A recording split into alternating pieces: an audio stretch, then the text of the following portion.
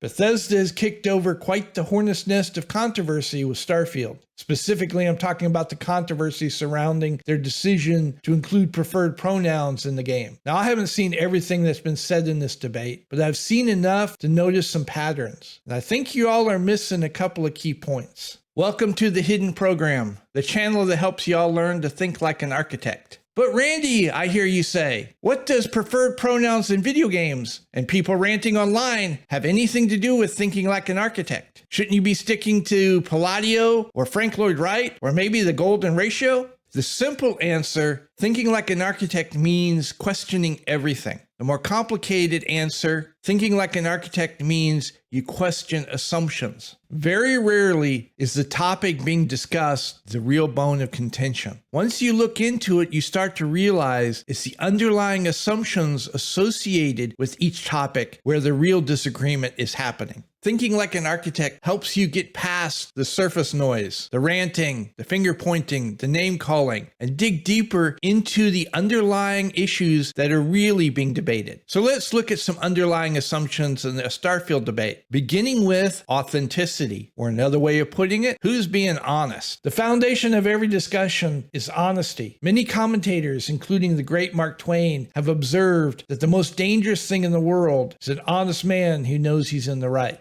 Robert Meyer Burnett argues that authenticity is the currency of the new alternative media. While I agree with him, I think he doesn't go far enough. I think authenticity has always been the currency of any type of media, any type of discussion, and any type of debate. Here in America, after World War II, television went nationwide. All the major networks got involved in the nightly news business. Beginning with Walter Cronkite, anybody who appeared on the news programs, newsreaders, spokespeople, government officials, they were all taught to speak with the Midwest accent. The reason is very simple. People who come from the Midwest are perceived to be more honest than people from the coast. There was a recognition from day one that honesty, or at least the perception of honesty, was vital to the success of these news programs. I mentioned Walter Cronkite's name very intentionally. At one point, he was known as the most trusted man in America. The Nixon administration acknowledged the day we lost Cronkite is the day we lost the American support for the Vietnam War. People tuned in nightly to listen to what Cronkite had to say because they trusted him. They believed he was being honest with them. However, after he retired, of course, Cronkite bragged in his autobiography that that reputation for honesty was all a facade. He never had any intention of telling the truth. He had a political agenda, and he viewed the nightly news as a platform where he could manipulate the American public into accepting his political agenda. Walter, you should have kept your damn mouth shut. Since the day that revelation came out, no one in media since has ever been trusted to the level that Cronkite was. Since Cronkite's time, the masks have completely come off. The media can't even be bothered to put up the appearance of honesty. They openly lie to the public, knowing full well that the public knows they're being lied to. They've lost all credibility. They've lost legitimacy. Nature abhors a vacuum. Returning back to the main topic of this video, the debate surrounding Starfield. Who is being honest in this little fray? Let's start with Bethesda. They're the ones that made the decision to include preferred pronouns in Starfield. Did they tell everybody up front, letting the players know what they were getting into before they bought the game? It's the exact opposite. They were calculative and manipulative. They wanted the player to find out about the preferred pronouns at the precise moment they would be most likely to accept Bethesda's agenda. What about those who are defending Bethesda and their choice to include preferred pronouns in the game? Are they being honest? Well, let's go with one of the loudest voices in the room, the Act Man. And specifically his video, The Worst Starfield Takes. Is he being honest? Or where I come from, we have an expression. Don't piss down my neck and then try to convince me it's raining. This one, I don't even know where to begin. You make a video showing the character creation screen where Bethesda forces you to make a decision, while at the same time claiming they don't believe the thing I am showing you, believe what I am telling you. There's dishonesty, there's stupid dishonesty, and then there's Ackman dishonesty. So what about those who disagree with Bethesda's decision to include preferred pronouns in Starfield? Are they being honest? Well, again, let's go with the loudest voice, in this case, literally on this side of the debate. Az from Heels versus Babyface, and his now notorious Rant. The truth will set you free. Sticking to the truth also makes it a lot easier to remember the script. Every fact that Az asserts in his rant is easily provable to be true. That honesty is what gives the opinions that Az expressed in his rant legitimacy. That honesty is also what makes Az dangerous because he now has influence. It turns out that people tend to trust those who they perceive to be honest. Who knew, right? There is a reason why so many debates disintegrate into accusations of lying.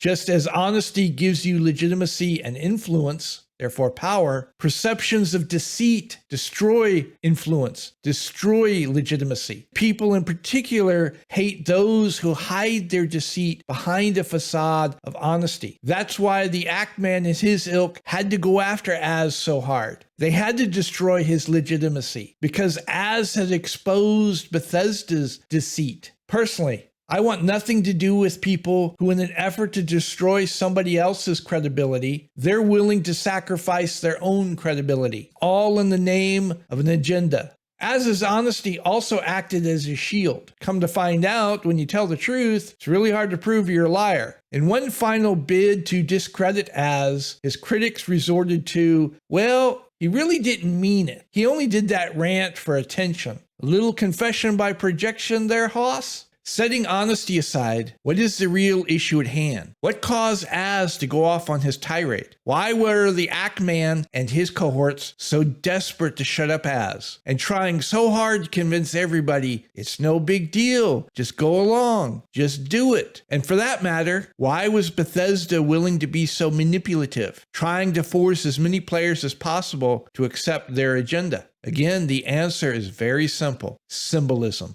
It could be argued that symbolism is the greatest concept humanity has developed. You can represent very complex ideas, worldviews, politics, philosophies, even entire groups of people down into a very easily understood abstract representation. Y'all are looking at a lot of symbolism in this video. Everything behind me has been very carefully thought out. Let's take the most obvious symbol, the American flag. That's pure symbolism, representing an entire nation and all the ideas wrapped up in that nation. There's a reason why people who oppose those ideas are so anxious to publicly burn that symbol, because that in of itself is a symbol. It's just a few seconds. Think about all the hours of gameplay. Think about all the hours of fun you're going to have. Just click it. It's no big deal. Just do it. It doesn't matter. Is that the argument you're all going to hang your hat on? It's not one I'd go with, because clearly y'all don't know the history of that argument.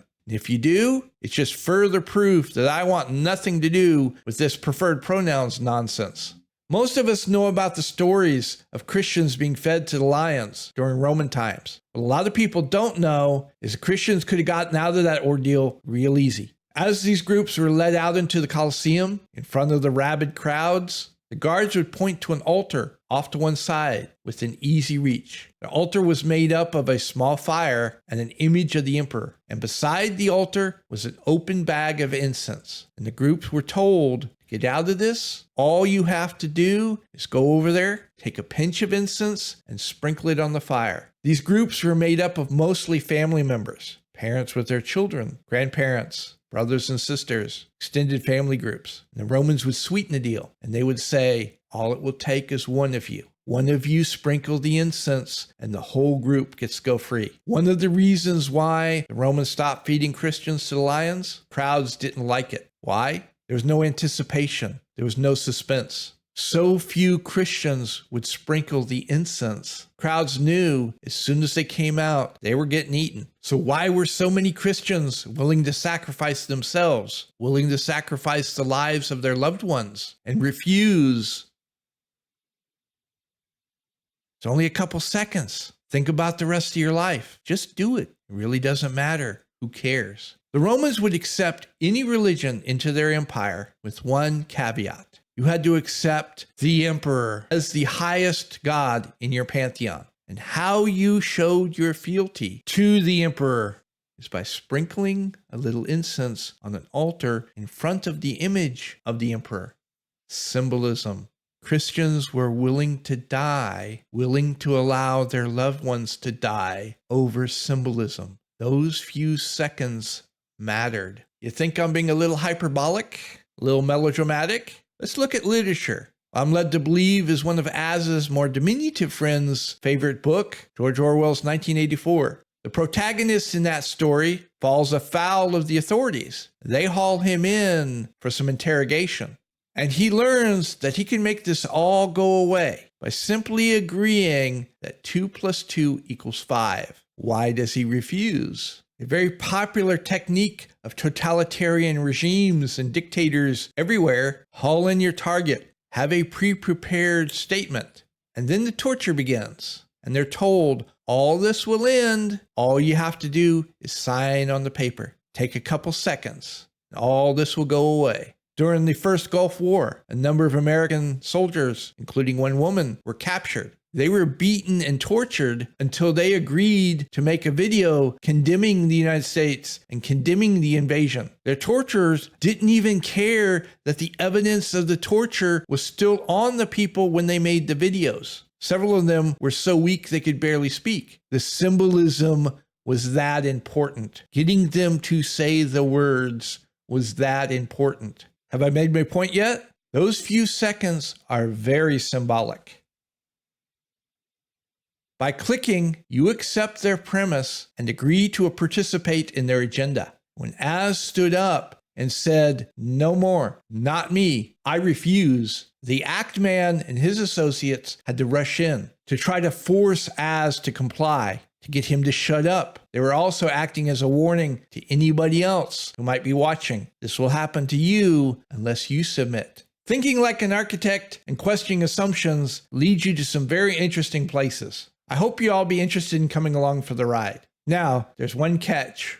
Back in the 1930s, Japan was aggressively expanding their empire. They had an interesting problem on their hand. At least it was interesting from their perspective. Beginning in Korea, every time they conquered a country and then put their own proxy government in place, the population always rebelled. So they put their researchers on the issue, and they developed what we now know as the 1/3 rule. 1/3 of the population will always submit. 1/3 of the population will just try to keep their heads down and go about their daily lives. And 1/3 will rebel. And this is baked into the cake. Doesn't matter if you rule benevolently or harshly, you're going to get a rebellion. Japan became very interested in identifying groups who would, 1, become collaborators, and 2, who would rebel. And one of the groups that came up very high on the list of likely to rebel were architects. Architects think too much and they ask too many questions. This started a very ugly trend. Every time a totalitarian regime takes over, it's not uncommon for some architects to be last seen getting into the trunk of a late model sedan.